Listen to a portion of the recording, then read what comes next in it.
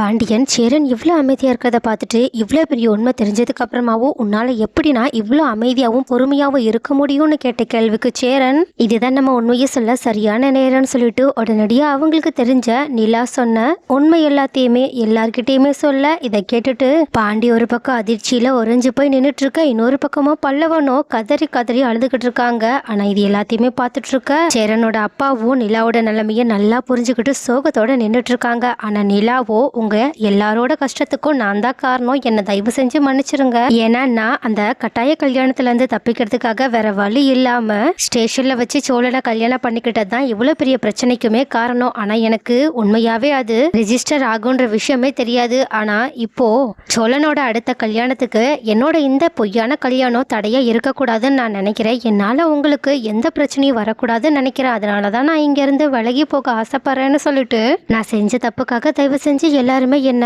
மன்னிச்சிருங்கன்னு கையெடுத்து கும்பிட்டு எல்லார்கிட்டையுமே மன்னிப்பு கேட்டுக்கிட்டு இருக்க. ஆனா இந்த மாதிரி நிலா சொல்றதை கேட்டுட்டு அதை தாங்கிக்கவே முடியாத பல்லவனும் இன்னுமே கஷ்டத்தோட கண்ணீர் விட்டு அழுதுகிட்டு இருக்காங்க. ஆனா சேரனும் நிலாவோட நிலைமையை நம்ம நல்லா புரிஞ்சுக்கணும்னு சொல்லிட்டு அவங்களுக்கு சப்போர்ட்டிவா பேசிக்கிட்டு இருக்க.